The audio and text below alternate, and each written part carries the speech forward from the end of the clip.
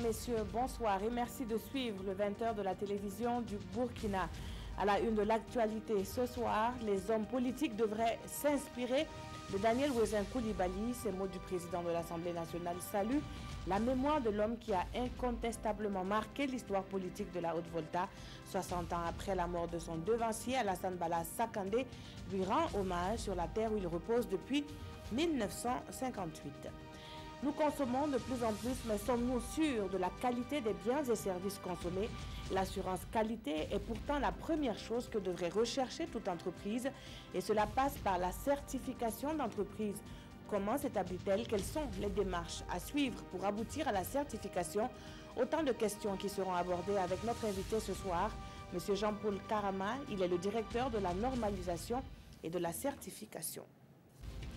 Il faudra qu'elle soit achevée pour prétendre à une certification.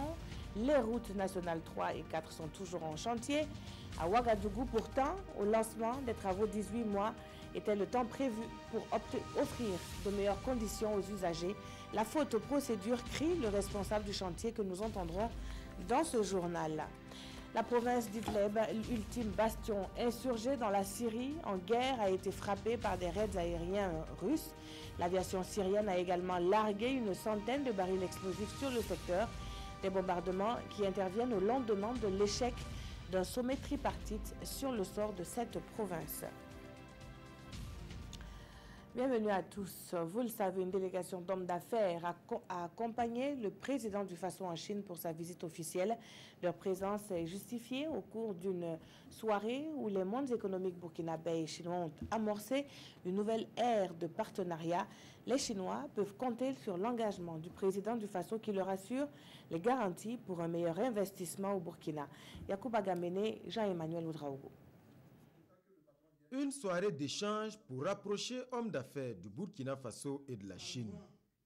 Plusieurs opérateurs économiques du Burkina Faso sont là.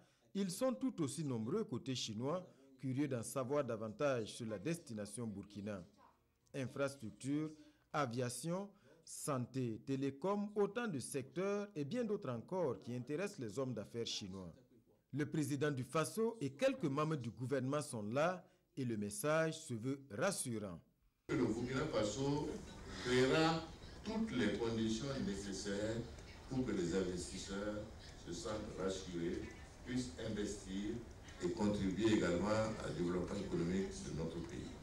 Près de 2 heures d'échange, une présentation des opportunités d'investissement ainsi que les facilités existantes au Burkina Faso.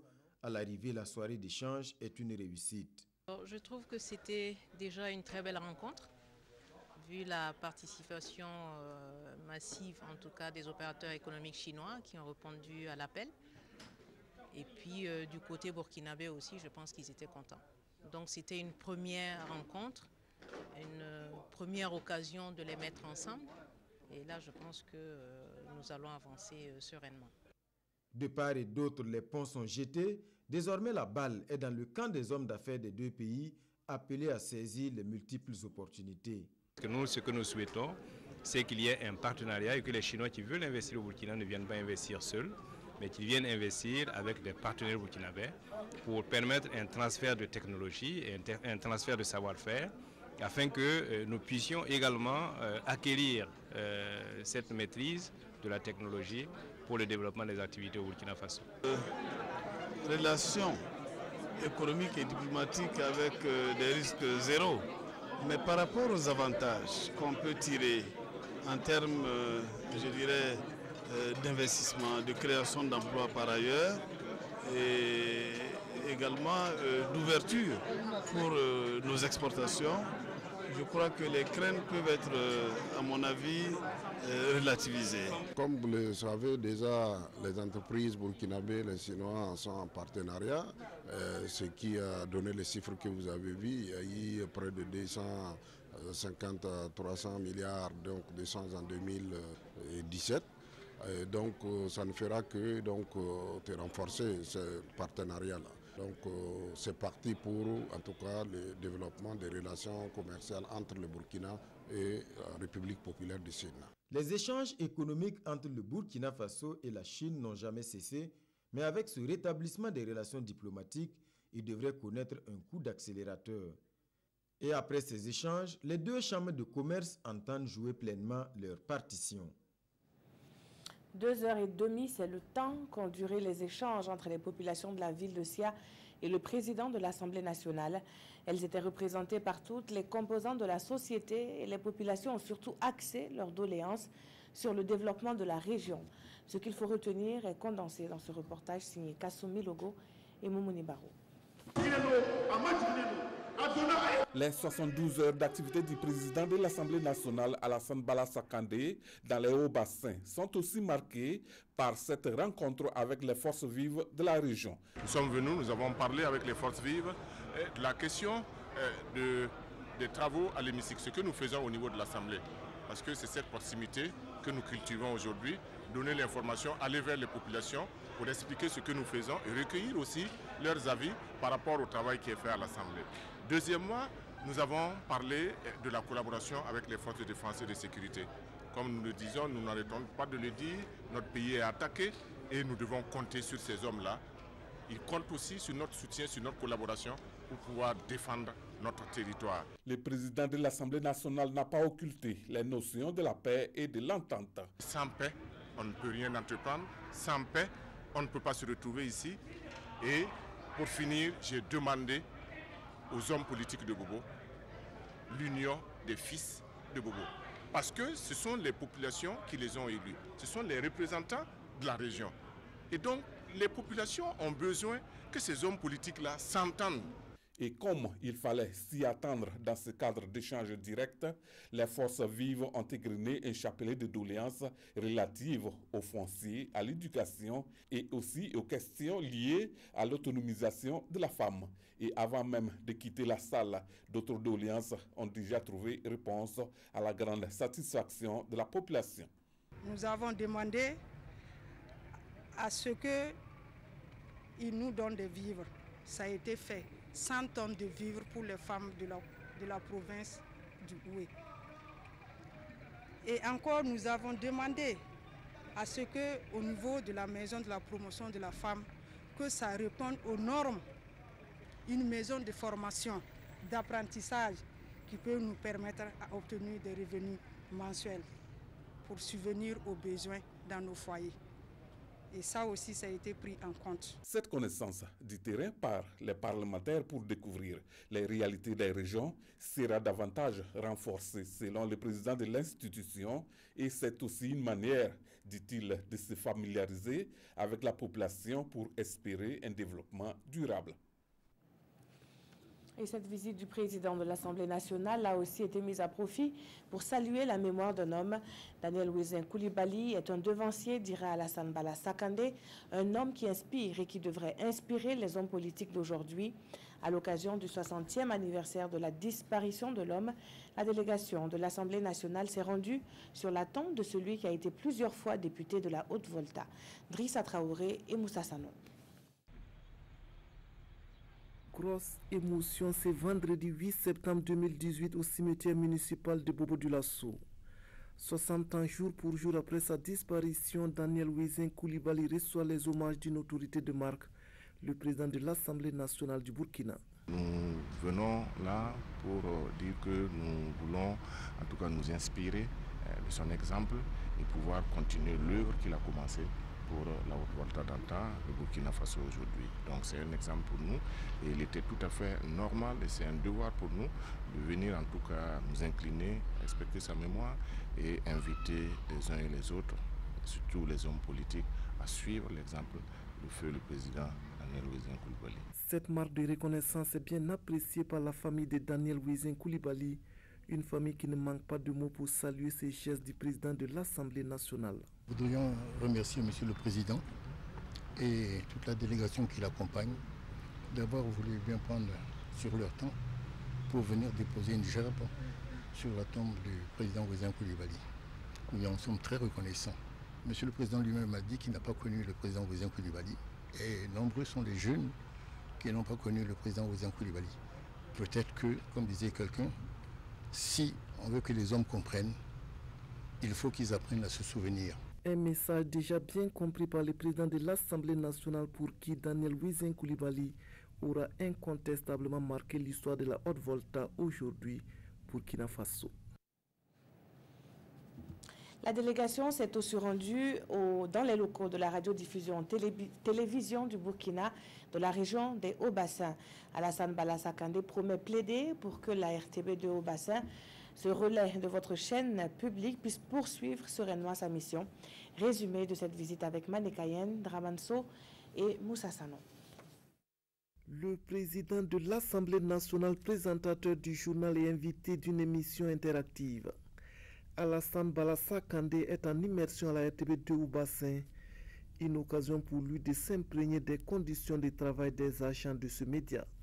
J'ai vu les conditions dans lesquelles les gens travaillent et ce sont des hommes et des femmes à féliciter parce que de dehors c'est beau, la RTB2 de dehors c'est beau, mais de l'intérieur ce n'est pas ça.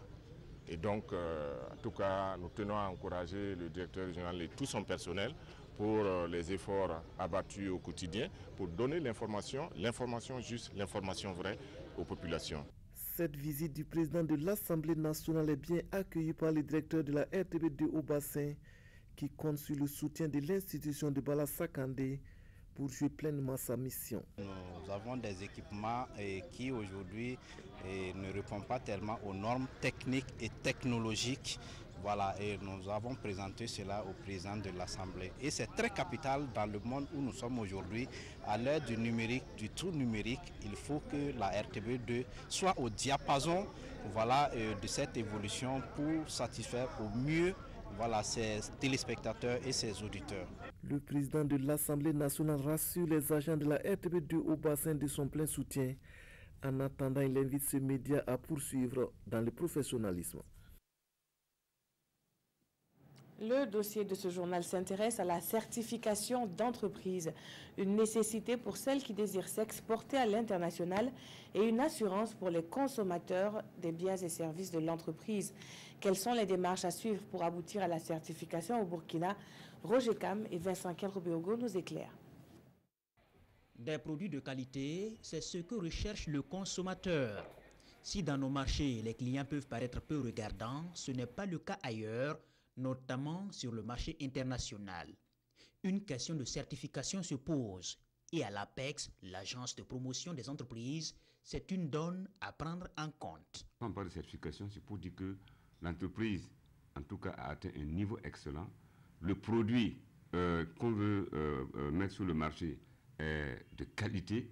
Donc, on certifie pour montrer que ce produit-là, il est consommable, il est bon à la consommation. Sur un marché de rude concurrence, une certification de qualité devient une nécessité. C'est un pan incontournable si on veut être compétitif sur le marché international. Parce que vous savez que chaque pays érige des règles pour assurer la protection de sa population. Une fois qu'il y a la certification, ça veut dire que vous pouvez aller sur n'importe quel marché, en tout cas parce que votre produit est de qualité. Donc la certification, je dirais que ça peut être un visa pour, en tout cas, l'exportateur, pour aller, en tout cas, compétir avec les autres. Ici, l'ABNORM, l'agence burkinabé de la normalisation. La certification des entreprises est sa raison d'être. Mais avant d'évaluer les entreprises, il faut d'abord édicter des normes, et cela concerne les entreprises de toutes les tailles et de tous les domaines d'activité. Après les normes édictées comme barème d'évaluation, les entreprises désireuses de certification frappent à cette porte pour se faire auditer. C'est tout le système qui sera audité. Voilà, donc le site d'implantation, la conception des locaux, la formation et l'hygiène du personnel. Voilà, il y a aussi le système de stockage de la matière première du produit fini. Tous ces éléments seront audités. Et maintenant, l'expert technique va procéder à ce qu'on appelle l'échantillonnage. Voilà. Donc, il va procéder à un échantillonnage. Il y aura un rapport d'audit et les échantillons seront envoyés au laboratoire pour analyse. Si c'est conforme, le comité va recommander à ce qu'on donne le droit à l'entreprise d'utiliser la marque nationale de conformité aux normes. Sur les étiquettes, vous allez voir la marque NBF que vous voyez, je pense que voilà, elle est là, qu'on va voir sur vos étiquettes. Et maintenant, si vous avez le droit d'usage de la marque nationale de conformité aux normes, comme on dit, ce n'est pas une art de naissance.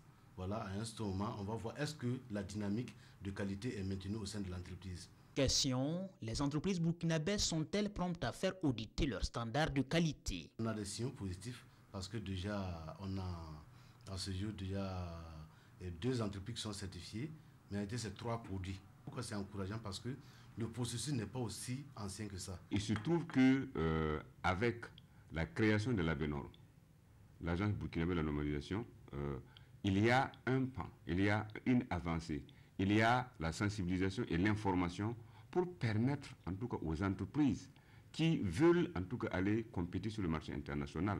Mais je dirais même pas sur le marché international, c'est juste que ce qu'on produit pour mettre à la disposition de la population, pour s'assurer en tout cas que c'est des produits en tout cas de qualité. Soumettre son offre de produits ou de services à la certification, l'acte profite aussi bien aux entreprises qu'aux consommateurs.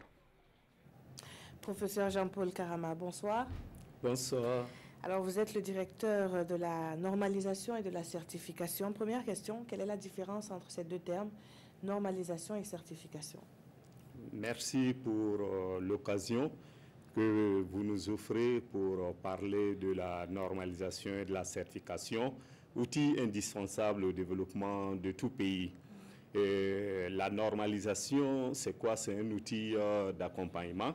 Et c'est une activité au cours de laquelle on élabore des normes qui sont des référentiels. Donc, une norme peut être définie comme étant un document consensuel basé sur la science, la technique et l'expérience, élaboré par toutes les parties concernées. Ça, c'est très important pour faire face à des problèmes répétitifs. Maintenant, comment s'assurer qu'une entreprise respecte les normes? C'est là qu'intervient la certification. Donc, la certification des produits, c'est le respect des normes. La certification permet de démontrer qu'un produit est conforme à une norme. Et à qui justement s'adresse cette normalisation et cette certification? Est-ce que, par exemple, la RTB peut prétendre à une certification? Oui. La RTB peut prétendre à une certification. C'est pour dire que la certification et la normalisation s'adressent à tout le monde, notamment les organisations et groupements professionnels, les services publics et privés, de même que les milieux scientifiques. Alors, la certification, on l'a vu dans le reportage, est importante pour des entreprises, mais est-ce que c'est obligatoire au Burkina? La certification, par définition, c'est une démarche volontaire, mais ce qu'il faut noter, la certification s'appuie sur des référentiels qui sont généralement des normes. Nous savons que par définition, la norme a un caractère volontaire. Mais lorsque cette norme vise à protéger la santé des personnes, des animaux ou à préserver l'environnement, les autorités peuvent la rendre d'application obligatoire. Est-ce qu'il y en a, par exemple, déjà? Oui, et sur 616 normes dont notre pays dispose, 487 ont été rendues d'application obligatoire. Est-ce qu'elles sont respectées? Oui, et il y a un certain nombre de dispositions qui ont été prises pour permettre l'application de ces normes. C'est vrai, l'application pose problème, mais il y a un certain nombre de structures qui ont été mises en place pour permettre l'application de cette norme. Par exemple, au sein de l'ABNOR, il y a une direction que nous appelons la direction du contrôle de la qualité, voilà, qui est chargée de la surveillance du marché. Donc, cette direction suit l'application des normes. Et aussi, on parle là de la certification. La certification, c'est la conformité d'un produit, d'un service à un référentiel basé sur les normes. Donc, tout ça, là, c'est pour permettre l'application de ces 487 normes. Mais nous notons que l'application aussi rencontre un certain nombre de difficultés, voilà, que nous sommes en train de travailler à pouvoir les résoudre. Alors, les certifications, il en existe des milliers, mais il y a, au Burkina Faso, il y en a une nationale. On l'a vu tout à l'heure dans le reportage. Quel est l'avantage pour une entreprise à être normalisée, voire certifiée? Ok, merci. L'avantage à une entreprise à être certifiée, c'est quoi? La certification crée la confiance entre l'entreprise et ses clients. Ça, c'est un point très important. La certification également, c'est un argument commercial. Et ça permet vraiment à l'entreprise de se démarquer vis-à-vis de ses concurrents. Parce que la certification soigne l'image de marque de l'entreprise. Est-ce que la certification au Burkina Faso a une plus-value justement? Parce qu'on entend souvent parler des certifications internationales, je parle des normes ISO. Est-ce que celle du Burkina a une plus-value? Oui, parce que quand nous prenons les normes, le Burkina est membre de l'Organisation mondiale du commerce et selon l'accord sur les obstacles techniques au commerce, pour élaborer une norme, on se base sur les normes internationales. Ça veut dire que certaines de nos normes sont des normes internationales qui ont été adoptées ou adaptées à notre situation. Alors que au niveau de la certification, on s'appuie sur ces normes. Donc, la certification que nous sommes en train de faire permet d'améliorer la qualité des produits, ce qui permet à nos produits de pouvoir pénétrer tous les marchés sans problème. Et là également, nous sommes en train de travailler à aller vers l'accréditation, qui est une reconnaissance internationale. Et si on a cette accréditation, les certificats qui seront délivrés au niveau national seront reconnus au niveau international. Et donc, c'est une invite aux entreprises à approcher donc l'ABNORM. Merci à vous, professeur Jean-Paul Karama. Je rappelle que vous êtes le directeur de la normalisation et de la certification. Vous étiez avec nous pour parler de l'importance de cette démarche par les entreprises nationales. La suite de ce journal avec un chantier qui pourrait justement être certifié si toutefois il s'achève. C'est en tout cas le vœu des usagers des routes nationales 3 et 4. En novembre 2015, il s'agissait de construire un mini-échangeur et d'élargir les chaussées qui devraient prendre 18 mois. Ce délai est dépassé depuis plusieurs mois déjà. Moussa Ouedraogo et Oumar Zombré ont voulu savoir pourquoi. Suivez le reportage. Route de l'hôpital Yalgado Ouedraogo. Sur ce tronçon en bitumage, les bruits de machines se font de moins en moins entendre. Le chantier tourne, certes au ralenti, mais le projet avance dans son ensemble, dit-on. Actuellement, nous sommes à un taux de 70%. Voilà, pour l'ensemble des travaux. 70% de taux de réalisation pour un délai déjà consommé. Lancé le 16 novembre 2015, les travaux devaient durer 18 mois. Les usagers de la route ont hâte que le chantier finisse. Il y a beaucoup de poussière. Quand j'emprunte là, j'arrive à la maison, il faut qu'on lave encore le véhicule. N'en parlons pas ceux qui sont sur les motos. Si on peut chaque fois arroser, ça sera mieux. Je ne sais pas si nous sommes dans les délais. C'est surtout ça mon inquiétude, sinon les désagréments. Bon. On est obligé, surtout qu'il n'y a pas de voie de contournement. Ce retard est causé par plusieurs facteurs. Selon le responsable du projet, en plus de travailler sous trafic, les travaux connaissent des points de blocage dus à la présence des réseaux de certaines compagnies sur la route nationale numéro 3. L'ouvrage que vous voyez ici n'a pas le gabarit suffisant pour supporter les 2x2 voies prévues pour amorcer cette voie-là. Alors, il est prévu de le démolir et de le reprendre pour avoir le gabarit souhaité. Et vous voyez, il y a des réseaux ici qui nécessitent d'être déplacés. Vous avez ici le réseau de l'Onatel, vous avez l'ONEA qui est là, il y a deux réseaux ONEA, et puis il y a la Sonabel en dessous. Donc ces réseaux doivent faire l'objet d'un déplacement avant toute intervention de l'entreprise, au risque de créer des dégâts importants et de priver une grande partie de la ville de Ouagadougou en eau, électricité et téléphone.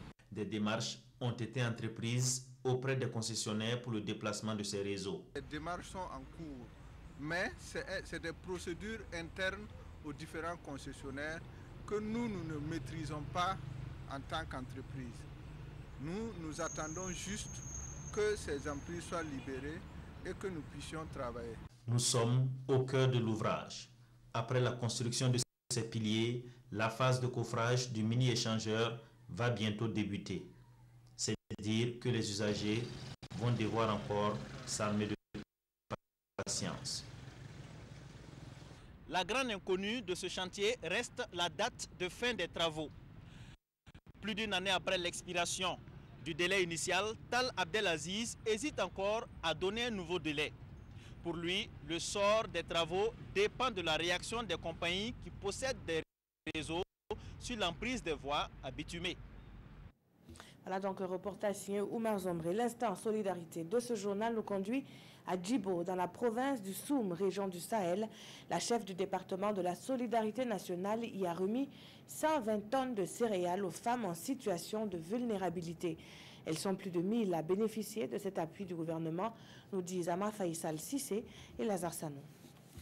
C'est la ministre en charge de la solidarité nationale qui remet 120 tonnes de céréales à 1200 femmes dites vulnérables dans la province du Soum en cette période de soudure. Nous avons aujourd'hui des populations touchées par l'insécurité alimentaire et la détresse alimentaire. Et nous avons fait un plan de réponse le 2 mai 2018 au niveau du Conseil de ministres et nous avons déployé cette opération de réponse. Mais en marge de cette opération, il y avait une cible qui avait été oubliée. La coordinatrice provinciale du Soum, en collaboration avec les services communaux, ont ciblé 1200 femmes en détresse alimentaire. C'était important. Donc il était bon pour nous de venir aujourd'hui répondre à l'insécurité alimentaire pour cette cible. Pour les bénéficiaires, ce don est le bienvenu. Il permettra aux femmes de faire face à la détresse alimentaire. C'est un sentiment de joie qui nous anime.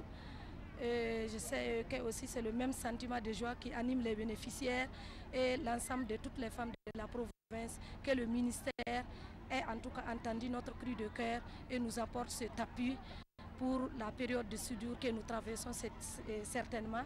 Et en un temps soit peu, je pense que ces vivres vont en tout cas aider ces femmes vulnérables à vraiment soutenir leurs enfants et à restaurer leurs enfants au sein des familles. Depuis le premier trimestre de l'année 2018, 500 tonnes de vivres ont été distribuées gratuitement dans les 4 provinces de la région du Sahel dans le cadre du programme d'urgence pour le Sahel. Leur soutien à eux va à l'endroit des forces de défense et de sécurité. Ils ont sonné la mobilisation sur Internet, mais c'est physiquement que ces jeunes se sont retrouvés pour discuter de la manière dont ce soutien va s'articuler. Donc Bakouda et Zalissa Sanfo. C'est un hommage à feu Dr Salifou Diallo et aux forces de défense et de sécurité. Le Forum La République, un groupe d'amis sur Internet qui soutient les actions du parti au pouvoir, veut faire d'une pierre deux coups. Une journée pour se souvenir du docteur Salifou Diallo, mais aussi encourager les forces de défense et de sécurité dans leur mission de sécurisation du territoire dans un contexte marqué par des attaques terroristes. Nous disons aux forces de sécurité et de défense qu'ils ne sont pas seuls. La jeunesse du Burkina est derrière eux. Le peuple est derrière eux. Pour vraiment nous assurer un pays en sécurité, un pays vraiment où il faut bon vivre. Pour le président du groupe parlementaire MPP, venu encourager ces jeunes, cette initiative vient à point nommé. Il était tout à fait normal que dans le contexte actuel que tout le monde connaît, que nous puissions effectivement rendre un vibrant hommage à nos FDS et lancer l'appel effectivement à toute la population à ce qu'elle soit solidaire de ce combat, à ce qu'elle les aide en information. Ils en ont vraiment besoin. Ils ont beau être des soldats aguerris, ils ont beau avoir l'équipement, s'ils n'ont pas le bon renseignement, la stratégie ne peut pas être suffisamment alimentée. Le temps d'une journée donc, entre amis, ils vont se donner des conseils pour encourager et soutenir les forces de défense et de sécurité afin qu'ils boutent les terroristes hors du Burkina Faso. La jeunesse également sollicitée pour la promotion du tourisme au Burkina Faso. L'activité est éprouvée par la question sécuritaire. Cela a été rappelé le 7 septembre dernier à Gawa. La localité a initié des journées de découverte et de promotion touristique avec la jeunesse comme repère. On en sait plus avec Alassane Bani et Christophe Da. Comment bénéficier du Fonds de développement culturel et touristique? C'est la question centrale de cette communication. Le fonds va connaître une croissance importante dans les années à venir. Il reste cependant peu connu et inexploité par les acteurs, un instrument pourtant essentiel pour la promotion du tourisme au Burkina Faso. Ce sont ces mécanismes qui sont là pour accompagner les uns les autres pour entreprendre. Donc notre rôle ici, c'est d'arriver à susciter au sein de la jeunesse des entrepreneurs touristiques. L'entrepreneuriat touristique de la jeunesse, c'est l'un des aspects abordés dans le second exposé présenté par le ministre en charge du tourisme lui-même. Chiffre à l'appui, Abdul Karim Sango démontre ici que le tourisme est un secteur à forte valeur ajoutée. Il présente également les enjeux du tourisme interne dans un contexte marqué par l'insécurité. Personne, dit-il, ne montre son village avec la main gauche. L'image du Burkina, nous devons y tous contribuer. Lorsque, sur les réseaux sociaux, nous travaillons à présenter une image négative de notre pays, il ne faut pas croire qu'on travaille contre le gouvernement. Parce que ceux qui souffrent beaucoup plus de la situation actuelle, c'est la jeunesse. Nous pensons relever le défi parce que le ministre nous a interpellés. Ça nous a touché le cœur parce que, bon, c'est senti qu'au niveau du sud-ouest, surtout la jeunesse, on peut vraiment réussir à travers donc, la culture. À travers la jeunesse du sud-ouest, c'est tous les Burkinabés qui sont appelés à promouvoir le tourisme national. L'actualité hors de chez nous, les armées de l'air russes et syriennes poursuivent leur bombardement intensif sur les secteurs d'Idlib et de Hama. Damas intensifie ainsi son offensive contre le dernier bastion des rebelles en l'absence d'accord de cessez-le-feu. Idlib sous les bombes russes. La dernière province syrienne sous le contrôle de groupes rebelles et djihadistes a subi les frappes russes les plus intenses en un mois ce samedi matin, d'après l'Observatoire syrien des droits de l'homme. Des avions syriens ont également jeté des barils explosifs, ajoute l'ONG qui déplore la mort de 4 civils dont 2 enfants. 3 millions de personnes habitent la province d'Idlib. Une offensive pourrait faire 800 000 déplacés et provoquer une catastrophe humanitaire d'après les Nations Unies. Des centaines d'habitants ont commencé à fuir la zone des craintes d'un assaut. Le sort d'Idlib faisait l'objet d'un sommet tripartite ce vendredi à Téhéran entre les présidents russes, turcs et iraniens. Il s'est soldé par un échec. Vladimir Poutine et Hassan Rouhani rejetant la proposition de cesser le feu du Turc Recep Tayyip Erdogan, soutien des rebelles. La Russie et l'Iran, qui soutiennent Bachar al-Assad, évoquent la nécessité de lutter contre le terrorisme et la reconquête du territoire national par le gouvernement syrien. Alors ce dimanche, pour la rubrique sport de ce journal, c'est Jérôme Tienrebogo que je reçois. Bonsoir Jérôme. Bonsoir Peggy. Alors un week-end douloureux pour le football burkinabé, qu'en est-il? Oui, il faut le dire, les étalons seniors sont tombés, on le sait déjà, 2-0 devant les Mourabitounes de Mauritanie en match comptant pour la deuxième journée des éliminatoires de la CAN Cameroun 2019. Une défaite inattendue que nous expliquent Paulo Duarte et Charles Kabouri. Ils s'expriment au micro de nos envoyés spéciaux à Nouakchott, Lassina Sawadogo et Adama Guiti. Ma grande préoccupation pour cette match, c'est exactement la force collective de cette équipe de Mauritanie que j'avais passé comme message à mes joueurs. C'est une équipe qui n'est pas grande dans le ranking, il faut le dire, mais dans la réalité, c'est une équipe très compétitive, très agressive et qui travaille ensemble. Faire de sa force le groupe. Et comme ça, à partir du moment que j'ai regardé qu'on va jouer contre cette Mauritanie, si c'est un adversaire compétitif, surtout plus fort à domicile, parce qu'il joue avec un synthétique. La réalité est que si on ajuste à cette difficulté de joueurs blessés, si on ajuste la difficulté de la qualité de la Mauritanie, et je le félicite pour la victoire, qu'on donne de but cadeau, parce que faire but aujourd'hui, c'est très difficile. Et faire but au Burkina, c'est très difficile. Mais on a donné de cadeau. Quelqu'un qui n'a pas rien joué, contre Cap-Vert, vous avez le critiqué. Contre Cameroun, il n'a pas beaucoup jouer. Donc, je lui donne la chance qu'elle mérite d'avoir la chance. Parce que moi, il y a une chose que je déteste.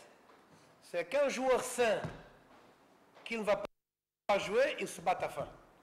Mais qu'un joueur sain qui va jouer parce que l'autre est blessé, il ne se bat pas à fin. Moi, je déteste ça. Donc, s'il n'a pas joué, c'est parce qu'il n'a pas mérité. Même à son club de deuxième ligue, il n'est pas titulaire. Il n'est pas titulaire, Banou. Donc, c'est un joueur que j'aime, mais j'aime dans le maximum la force. La difficulté pour nous, c'est d'avoir encaissé le premier but et le deuxième but en même temps. Et ça nous a fragilisé un peu dans notre stratégie. Et en deuxième mi-temps, on n'a plus le jeu en compte. C'est leur mérite, ils sont à féliciter. Maintenant, il reste encore des matchs. Il faut qu'on se relève et encore confirmer et continuer à travailler. Parce que là, la CAN est finie, la troisième place, elle est derrière nous. Et il faut qu'on se fasse tout petit pour pouvoir grandir encore.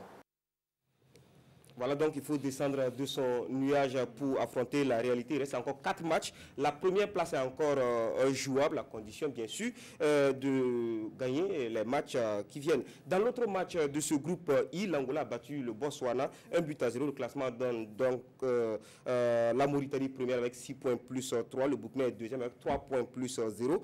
Troisième Angola, 3 points moins 1 et le Botswana ferme la marche avec 0 points moins 2 pour les troisième et quatrième journées entre le 8 et le 16 octobre. On aura Burkina Faso Botswana et Botswana Burkina Faso. Les deux dernières journées, le Burkina reçoit la Mauritanie, l'Angola d'abord et la Mauritanie ce sera en mi-novembre et en mars 2019. Il faut donc rester concentré. Vous l'aviez dit, l'autre mauvaise nouvelle de ce week-end, c'est l'élimination des talents cadets du côté de Niamey où ils participaient au tournoi qualificatif pour la CAN Tanzanie 2019 de leur catégorie. Ils ont été battus 3-0 par les éléphants de la Côte d'Ivoire. Élimination donc pour les étalons cadets qui avaient battu le Nigeria 3-2. Alors, d'autres étalons se comportent mieux.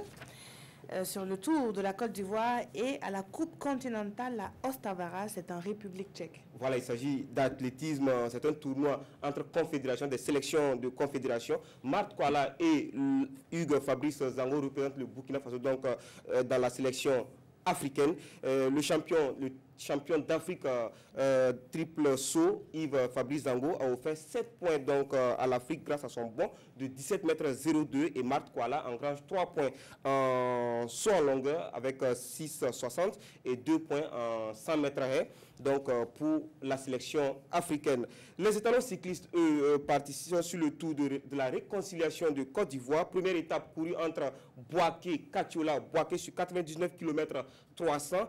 Mathias Sorbo arrive deuxième derrière le Camerounais Artus Tela à 20 secondes derrière. Donc le maillot jaune et le maillot des points chauds est sur les épaules de Seydou Bamogo, tandis que le maillot de la combativité appartient à Salfo Bikenga. Alors, le championnat national de football pour terminer, de première division, on parle, c'est la deuxième journée qui a été disputée.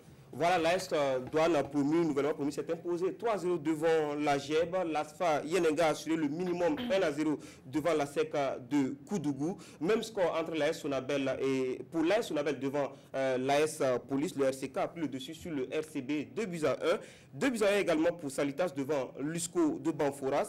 L'USFA a étrié l'USO 4-0 s'il vous plaît. Match nul 1-1 entre Raimo et Majestic et 0-0 entre la SFB, champion en titre donc, et l'étoile filante de Ouagadougou. Le classement, le RCK, Salitas, l'AS Sonabel et l'ASFA sont en tête avec 6 points plus 2 chacun. Merci Jérôme. Les détails demain dans le magazine des sports avec Christelle Dabri. À partir de 21h en direct. Merci à vous, chers téléspectateurs, d'avoir suivi ce journal. Dès demain, une nouvelle équipe s'installe à 20h. Très bonne reprise à toutes et à tous.